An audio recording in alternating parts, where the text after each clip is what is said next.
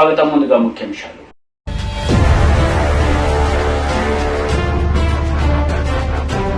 అభద్రతా భావంతోనే వైసీపీ నాయకులు విమర్శలు చేస్తున్నారని మండిపడ్డ జనసేన నేతలు.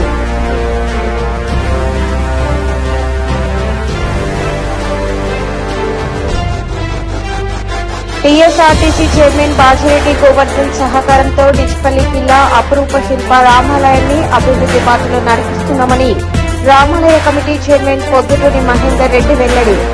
బకాసురుడు లాంటి వాడు మన సీఎం అని ఎంత తిన్నా ఆయన ఆకలి తీరడం లేదని తీవ్రంగా విమర్శించారు జనసేన పార్టీ నేతలు. ఈ సందర్భంగా మీడియా సమావేశంలో వారు మాట్లాడారు. 2000 కోట్ల రైతులకు ఇచ్చామన్నారు, ఆ డబ్బులు మింగేశారు. అసలు రైతులంటే మీ పార్టీ పేరులో మాత్రమే ఉందా, మీ నాయకుడు గుండెల్లో కూడా ఉందా? పవన్ కళ్యాణ్ గారు మాట్లాడి వెళితేనే ఒక మాజీ మంత్రి ఆయన పేరు నాని సిబిఐ దత్తపుత్రులు నిలయం మన ముఖ్యమంత్రి గారి నివాసం ముందు ఒక 10 కుక్కలు ఎప్పుడు ఉంటాయి మంత్రి కుక్కలో. ఆ మంత్రి కుక్కలో పెద్ద పిచ్చుకొక్క ఇది. ఈయన పిచ్చుకొక్క, నిజంగా పిచ్చుకొక్క. ఈయన మా నాయకుడిని విమర్శిస్తాడు, పవన్ కళ్యాణ్ గారిని. మేము అడుగుతున్నాం ఆయన ఈరోజు ఈయన్ని, నాని గారు మీకు ఎక్కడ విలువ ఉంది? పరిస్థితి ఇప్పుడున్న పరిస్థితి ఏంటి? మీ విలువ ఏంటి ఇప్పుడు పరిస్థితి? మీకు నీ కొంపలో విలువ లేదు, నీ పిల్లల దగ్గర విలువ లేదు, నీ కొడుకు దగ్గర విలువ లేదు, కనీసం నువ్వు భజన చేస్తున్న నీ పార్టీలో విలువ లేదు, నీ సొంత ఊర్లో విలువ లేదు. అసలు విలువ లేని మనిషి నువ్వు. నీ గురించి మా కర్మ మేము మాట్లాడుతున్నాం. మీ పరిస్థితి ఎలా ఉందంటే ఈరోజు వాడుకొని వదిలేసినాం. పవన్ కళ్యాణ్ గారిని తిట్టడం వాడుకొని వదిలేసిన విధంగా మిమ్మల్ని జగన్మోహన్ రెడ్డి గారు ఉసుగొలిపి ఆ కుక్క బిస్కెట్లు వేసి ఆ బిస్కెట్లు తిని గత 2.5 సంవత్సరం మీరు మమ్మల్ని విమర్శిస్తే దేవుడు మీకు గుణపాఠం చెప్పి మంత్రి పదవి కూడా రానీకుండా చేశారు. ఇప్పుడు మీరు టికెట్ కోసం రేపు రాబోయే ఎన్నికల్లో మీకు టికెట్ ఇవ్వరు. ఆ టికెట్ కోసం మీరు పవన్ కళ్యాణ్ గారిని విమర్శిస్తున్నారు. మేము ఒకటే చెప్తున్నాం, ఈరోజు పొత్తులు ఎత్తులు అనేది పవన్ కళ్యాణ్ గారు నిన్నటి చెప్పారు. ప్రతిసారి మీరు ఈ మాట పవన్ కళ్యాణ్ గారి సింగల గారండి ఈ డైలాగులు మీకు అవసరం లేదు. సింహం సింగలగా వస్తుందంటే ఈ రోజు మీ సింహాన్ని ఆడబెట్టాలంటే మేము సింహం ఎక్కడ ఉంటుంది? అడవిలో ఉంటుంది లేదా బోన్లో ఉంటుంది. ఈ సింహం తెచ్చి రోడ్ల మీద వదిలినాం. ఈ సింహం ఏం చేస్తోంది? రోడ్ల పైన ప్రజల రక్తం తాగి ప్రజలను తినేస్తాం. కాబట్టి ఈ సింహాన్ని మేము బోన్లో పెడతాం లేదా జైల్లో పెడతాం, ఖచ్చితంగా పెడతాం. అంతేగాని మీరు 272 మంది కుటుంబాలకి ఏదైతే 3000 మంది రైతు భరోసా యాత్రలో మేము మాట ఇచ్చామో రైతులకి, పవన్ కళ్యాణ్ గారు ఈ రోజు మాట ప్రకారం ఆయన సొంత డబ్బులు మీలాగా సిమెంట్ ఫ్యాక్టరీలు, లిక్కర్ ఫ్యాక్టరీలు, ల్యాండ్, శాండ్ ఒకటి కాదు, ప్రోత్త లాభాలను తప్ప అది కూడా చేశారనుకోండి మీ పార్టీ నాయకులు. ఎన్ని రకాలుగా డబ్బు సంపాదించారో అన్ని రకాలుగా డబ్బు సంపాదించి ఈ రోజు మీరు కూడా పవన్ కళ్యాణ్ గారు మాట్లాడడం హాస్యాస్పదం. ఒకటే చెప్తున్నాం, ప్రత్యేక హోదా పవన్ కళ్యాణ్ గారు తీసుకెళ్ళని చెప్పి 2 దినం నాని గారు అంటారు. మేము ప్రత్యేక హోదా ప్రత్యేక ప్యాకేజ్ మేము తీసుకొస్తే మీరేం చేస్తారు? మా ఇంట్లో వచ్చి పాచిపల్లి చేస్తారా? ఇవ్వలేదు అని ఎదురు తిరిగిన నాయకుడు పవన్ కళ్యాణ్ గారు ఆ రోజు పాచిపోయిన లడ్డూలు ఇచ్చారని చెప్పి ఆ రోజు గట్టిగా మాట్లాడిన నాయకుడు మా నాయకుడు. మరి మాట తప్పని మనకు తిప్పని ఈ ముఖ్యమంత్రి మీరు మాకు 40 ఎంపీలు ఇవ్వండి, మేము ఖచ్చితంగా వెళ్లి కేంద్రం మెడలో ఉంచి స్పెషల్ స్టేటస్ తీసుకొస్తామని చెప్పి మీరు కూడా స్పెషల్ స్టేటస్ ఇచ్చారు ప్రజలకి. కాకపోతే ఆ స్పెషల్ స్టేటస్ బాటల రూపంలో ఇచ్చారు. యువతకు మెడల్స్ ఇమ్మంటే గోల్డ్ మెడల్ ఇచ్చారు. ఏ రూపంలో ఇచ్చారు? బాటల రూపంలో ఇచ్చారు. బ్రాండ్లు గోల్డ్ ప్రెసిడెంట్ మెడల్ అంట. అంటే ప్రెసిడెంట్ యొక్క ఏంటి ప్రెసిడెంట్ అంటే కూడా తెలియకుండా అటువంటి ప్రభుత్వాన్ని పరిపాలిస్తున్న నాయకుడు ఈ రోజున్న ఈ చెత్తపుత్రుడు ఈ యొక్క సీఎం ఈ వైఎస్ఆర్సీపీ ముఖ్యమంత్రి గారు. మేము చెప్తున్నాం మరొకసారి, మాట తిప్పని మడమ తిప్పని నాయకుడు మీ నాయకుడు కాదు, మా నాయకుడు. ఈ రోజు రాష్ట్రంలో కార్మికుడి వైపు భవన కార్మికుల వైపు నిలబడ్డ నాయకుడు పవన్ కళ్యాణ్ గారు. విశాఖ ఉక్కు ఆంధ్రలో కొని ఆ 20,000 కార్మికుల వైపు సపోర్ట్ గా నిలబడిన నాయకుడు పవన్ కళ్యాణ్ గారు. అలాగే దివీస్ ని ఎత్తుకుపోయి సముద్రంలో కలుపుతారని ఆ దివీస్ ని నిర్మాణానికి మళ్ళా మీరు పర్మిషన్ ఇస్తే దానికి అండగా ప్రజలకు అండగా నిలబడిన నాయకుడు మా పవన్ కళ్యాణ్ గారు. యువతకు జాబ్ క్యాలెండర్ ఇవ్వాలి, యువతకు ఉద్యోగాలు ఇవ్వాలని యువత వైపు నిలబడిన నాయకుడు పవన్ కళ్యాణ్ గారు. ఇప్పుడు చెప్పండి. టీడీపీ రాష్ట్ర ప్రధాన కార్యదర్శి గౌతు శిరీష్ మీడియా సమావేశం నిర్వహించారు. సంక్షేమ పథకాలను కత్తెర పథకాలుగా మారుస్తున్నారని జగన్ రెడ్డి అంటూ విమర్శించారు. విద్యుత్ రాయితీపై దుర్మార్గపు నిబంధనలు పెట్టారని మండిపడ్డారు. మార్చిన జగన్మోహన్ రెడ్డి గారు ప్రతి పథకంలో ఆయన ఏమేమి హామీలు చెప్పి ఈరోజు అధికారంలోకి వచ్చారో రాష్ట్రంలో ఆయా వర్గాలకి చాలా స్పష్టంగా అర్థమవుతుంది. ఉద్యోగులకు కానీ, మహిళలకు కానీ, యువకులకు కానీ, ప్రతి ఒక్కరికి కానీ ఈరోజు అమ్మఒడి మొదలుకొని ఆఖరికి దళితులకు ఇచ్చే విద్యుత్ రాయితీల్లో కూడా ఆయన ఏ విధంగా మోసం చేస్తున్నారో ఈరోజు కళ్ళకి కట్టినట్లు మనకు కనిపిస్తుంది. ఈ జగన్మోహన్ రెడ్డి గారి మూర్ఖపు అనాలోచిత చేతకాని విధానాలతో రాష్ట్రంలోని పనికి మాలిన కార్యక్రమాల మీద కోట్లను వెచ్చిస్తూ, అడ్వర్టైజ్మెంట్లకి కొన్ని 100 కోట్లు వెచ్చిస్తూ ఎక్కడ కళ్ళకి కనిపించట్లేదండి సంక్షేమ పథకాలు. అవన్నీ పేపర్ల మీద, మీడియాలో తప్పితే సంక్షేమ పథకాలు నిజంగా పొందుతున్న లబ్ధిదారుల్ని, వైఎస్ఆర్పి నాయకుల్ని కాకుండా న్యూట్రల్ లబ్ధిదారుని తెచ్చి మాట్లాడించమని ఈరోజు ఛాలెంజ్ చేస్తున్నాను. ఈరోజు ఎస్టీ ఎస్సీల వంతు వచ్చింది.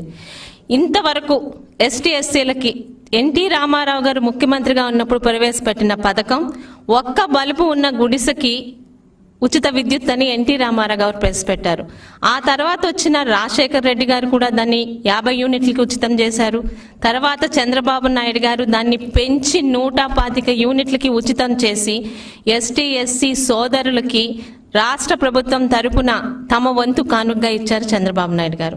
ఈరోజు ఎన్నో మోసపూరిత హామీలతో అధికారంలోకి వచ్చిన జగన్మోహన్ రెడ్డి గారు ఆయన చేస్తున్న పనికిరాని పనుల వల్ల రాష్ట్ర బడ్జెట్ ఎలాగ అడుగంటుతుందో ఈరోజు ప్రజలందరికీ తెలుసు.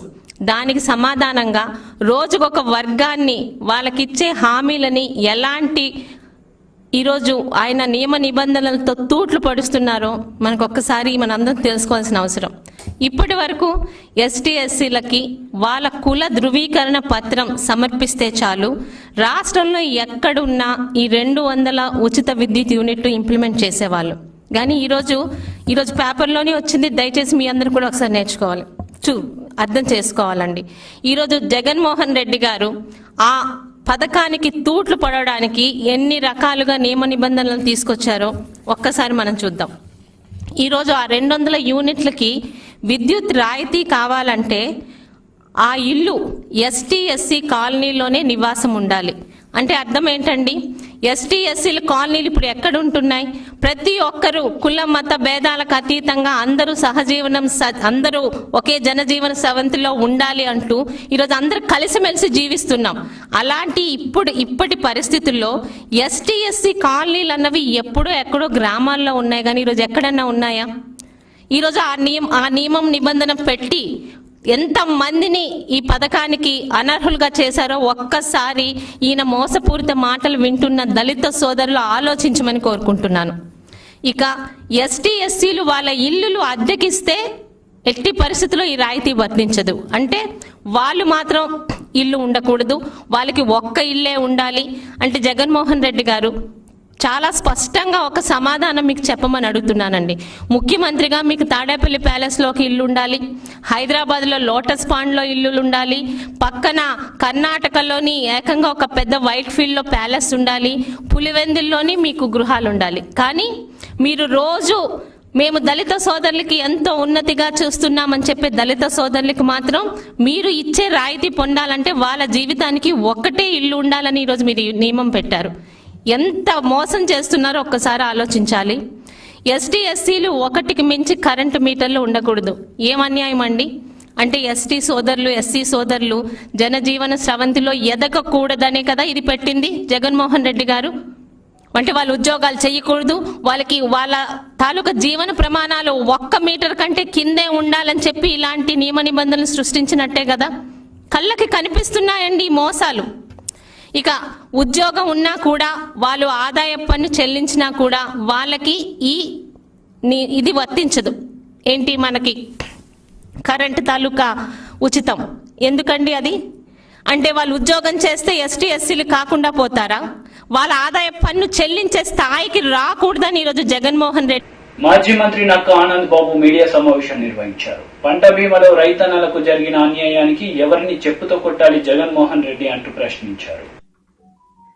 ఇటీవల వైఎస్ఆర్ ఉచిత పంటల బీమా పథకం ఏదైతే ఇవాళ ఈ ప్రభుత్వం 2021 ఖరీఫ్ పంటలకు సంబంధించి మంజూరు చేశారో 2977 కోట్లు.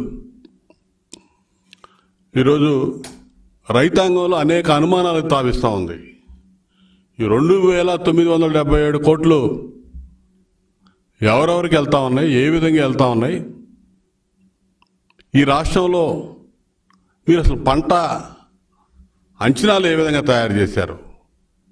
ఎక్కడెక్కడ గ్రామం యూనిట్గా, మండలం యూనిట్గా, జిల్లా యూనిట్గా ఏ ప్రాంతంలో ఏ ఏ పంటలు ఎన్ని ఎకరాలు సాగు చేశారు? ఏ విధంగా ఎన్ని ఎకరాలకి ఈ బీమా చెల్లించారు? బీమా పరిహారం ఎంత వచ్చింది? దానికి సంబంధించిన రైతులు ఎవరు? అనేక అనుమానాలకు తావిస్తూ ఉంది రైతాంగంలో. అనేక ఆందోళన చెందుతూ ఉన్నారు. అనుమానాలు, ఆందోళనలు ఇవన్నీ కూడా తీర్చాల్సిన బాధ్యత ప్రభుత్వం మీద ఉంది.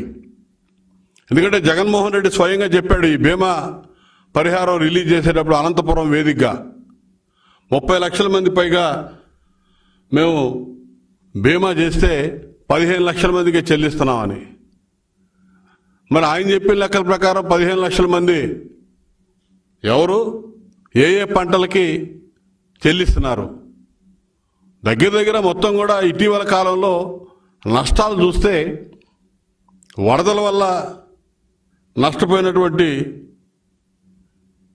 రైతాంగం 3000 కోట్ల పైన ఉంది.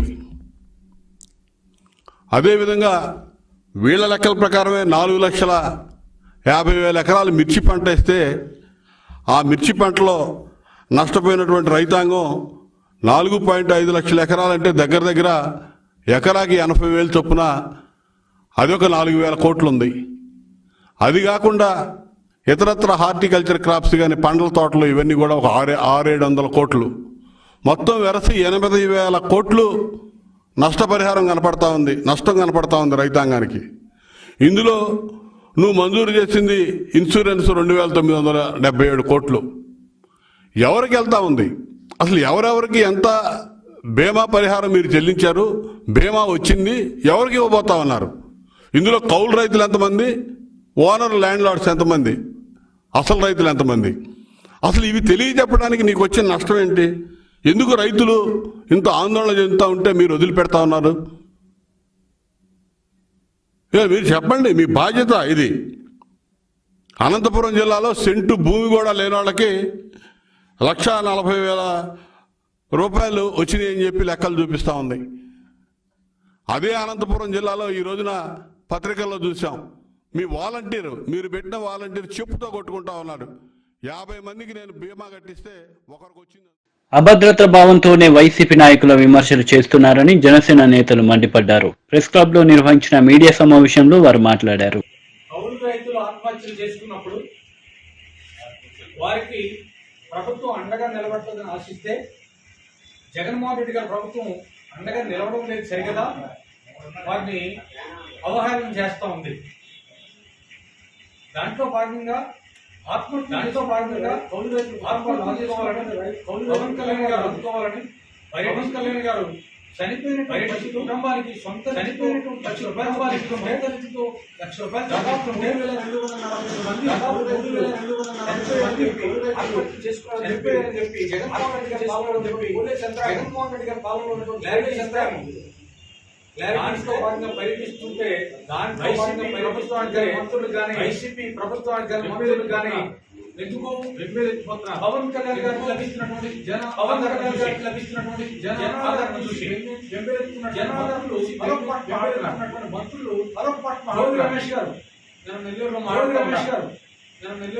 పవన్ కళ్యాణ్ గారు పవన్ కళ్యాణ్ గారు పేరుతో రాజకీయం చేస్తున్నారు, చౌదరి పేరుతో రాజకీయం చేస్తున్నారు. మేము 450 మంది రైతు 450 మంది రైతు కుటుంబాలు 440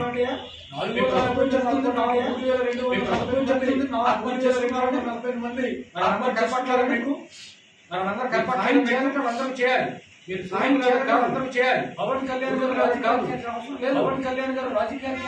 లేదు. అండగా ఉండాలని ప్రజలకు అండగా ఉండాలని ఇంకొక మాట చెప్పారు. రాజకీయ స్థిరత్వం లేదు చెప్పారు. రాజకీయ స్థిరత్వం లేదు. మీరు కానీ అంబటి రాంబాబు గారు కానీ మీరు కానీ రాజకీయ స్థిరత్వం లేదు. ఎవరు మీరు రాజకీయ స్థిరత్వం లేదు. 150 సీట్లు ఇచ్చారు. ప్రజలు మిమ్మల్ని నమ్మి 150 సీట్లు పైగా 20 సీట్లు పైగా ఏం చేస్తున్నారు ఇచ్చారు. ఏం చేస్తున్నారు? మీరు చెప్పారు కదా మద్యపాన నిషేధం అమలు చేశారు కదా. మద్యపాన నిషేధం 4 ఏళ్లలో మొత్తం పూర్తిగా నిషేధిస్తారు. 4 ఏళ్లలో మొత్తం ఏం చేశారో నిషేధిస్తామని రాబోయే 20 ఏం చేశారు మీరు కట్టు. రాబోయే ఆదాయంతో వచ్చే ఆదాయంతో లేదా మీరు బ్యాంకుల ద్వారా అప్పు తెచ్చుకున్నప్పుడు లేదా అంటారా? మరి అప్పు తెచ్చుకున్నప్పుడు వాడలేదు. మాయపాట్లు ఎవరు చెప్తారు? మాయపాట్లు ఎవరు చెప్తారు? ప్రజలకి లేదంటే రైతు కుటుంబాలకి ఏంటంటే గిట్టుబాటు ధర లేకుండా ఆడతారా? మీరు పవన్ కళ్యాణ్ గారు ఆడతారా? స్థిరత్వం పవన్ కళ్యాణ్ గారు పరిజ్ఞానం లేదంటారా? పరిజ్ఞానం లేదంటారా? రాంబాబు గారు మీకు పరిజ్ఞానం ఉందా? శాఖ పైన మీకు పరిజ్ఞానం లేదు. శాఖ పైన గేలను మీకు లీటరు టీఎంసీ తెలియదు. టీఎంసీ శాఖ మంత్రి మీరు నీటిపారుదల శాఖ మంత్రి అంటే మినిమం నీటిపారుదల శాఖ మంత్రి అంటే మినిమం మీరు మన ఇల్లు అక్కడ ఏం చేస్తారు? మీరు మన ఇల్లు అక్కడ ఏం చేస్తారు? మీరు దేంట్లో మంత్రి మా దౌర్భాగ్యం అడుగుతున్నారు. ఈ రాష్ట్ర మంత్రి మా దౌర్భాగ్యం. అలాంటి వారు మీరు మాట్లాడతారు. అలాంటి వారు మీరు మాట్లాడతారు. మీకు కానీ మీ నాయకులు జగన్మోహన్ రెడ్డి గారికి కానీ మీ నాయకులు కానీ మీ అవగాహన కానీ మాటలు తప్ప మీరు బయట మాటలు తప్ప మీరు బీజేపీతో ఉన్నారు పవన్ కళ్యాణ్ గారు. మీరు బీజేపీతో ఉన్నారు పవన్ కళ్యాణ్ గారు మాట్లాడండి. ప్రత్యేక నిధులు మాట్లాడండి. 150 నిధులు చెప్పారు. ఎమ్మెల్యేలు ఇచ్చారు. 150 మంది ఎమ్మెల్యేలు ఇచ్చారు. ఇవ్వండి. 20 మంది ఎంపీలు ఇవ్వండి. కేంద్రంలో ఉన్నటువంటి బీజేపీ పైన పోరాడి కేంద్రంలో ఉన్నటువంటి బీజేపీ పైన పోరాడి రైతు భరోసా కేంద్రాలు పెట్టింది. రైతు భరోసా కేంద్రాలు ఉద్దేశం ఏంటంటే అయితే బిల్లులతో రైతు పాల్పడడానికి రైతు భరోసా కేంద్రాలు ఆంధ్రప్రదేశ్ లో అవి వైసీపీకి అవినీతి. 8వ అంతర్జాతీయ యోగా దినోత్సవ సందర్భంగా విచ్చేసినటువంటి RDO Rajeshwar, Bodhan town CI Prem Kumar, doctor Suchitra Goje, Balagangadhar, Pradeep Gupta మరియు తదితరులు పాల్గొన్నారు. అంతర్జాతీయ యోగా దినోత్సవం ఈ సంవత్సరం 8వ అంతర్జాతీయ యోగా దినోత్సవం జరుపుకుంటున్నాం. మరి ఈ సందర్భంగా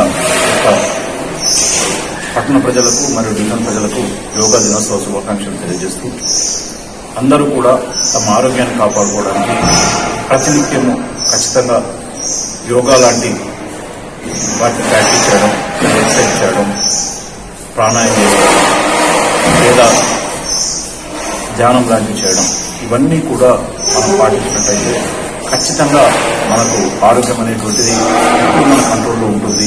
మనసు ఒక నిశ్చలత వైపు ఉంటుంది. మరియు మనము ఈవిల్ ప్రాక్టీసెస్ చేయకుండా మనను మనం కాపాడుకునే అవకాశం ఉంటుంది.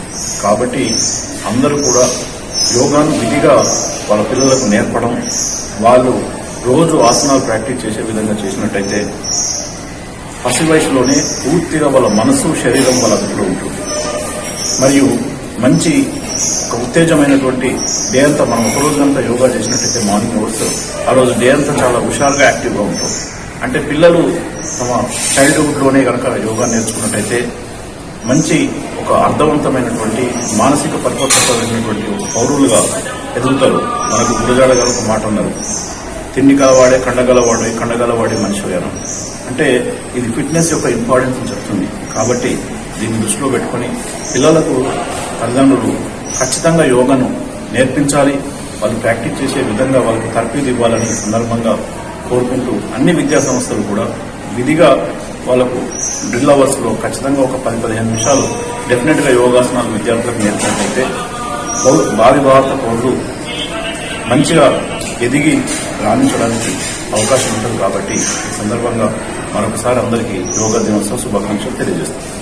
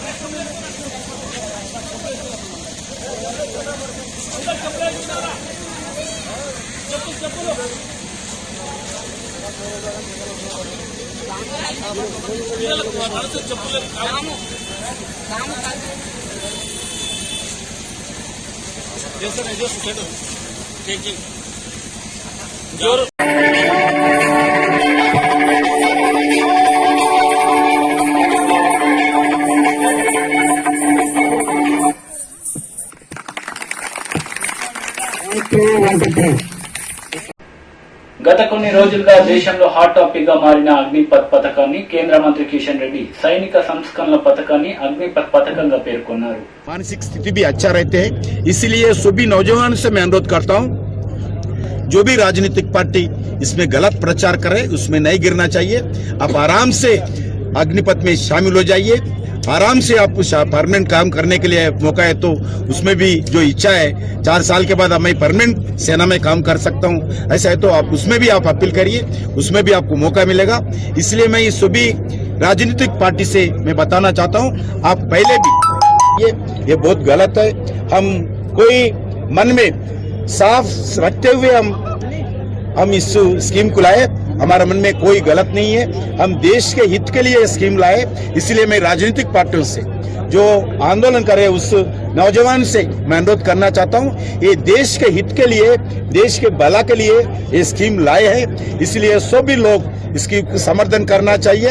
सभी लोग अपने अपने सिद्धांतों को अपने अपने राजनीतिक दृष्टिकोण से उठकर ये देश के सिक्योरिटी के एंगल पर, देश के भविष्य के एंगल पर देखना चाहिए। इसी दृष्टिकोण से इस सीन को समर्थन करना चाहिए।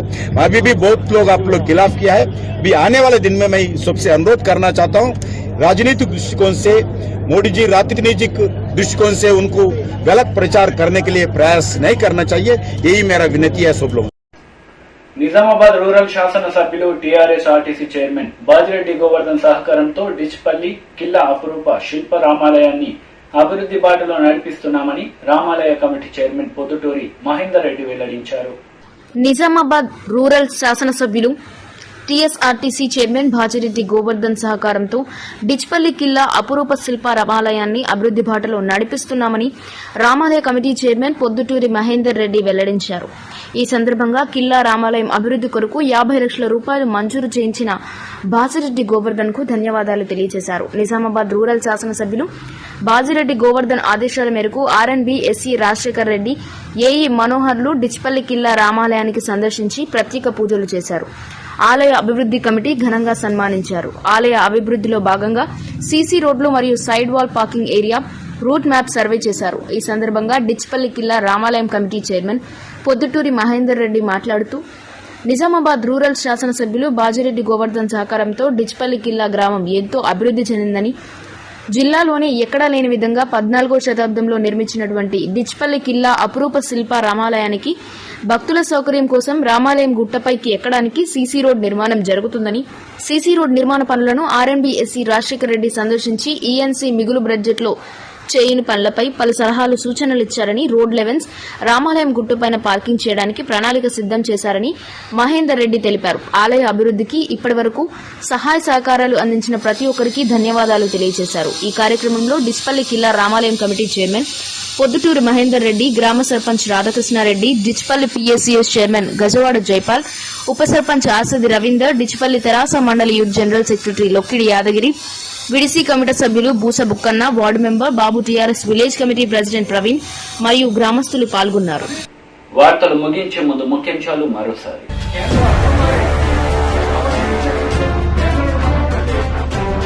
అభద్రతా భావంతోనే వైసీపీ నాయకులు విమర్శలు చేస్తున్నారని మండిపడ్డ జనసేన నేతలు.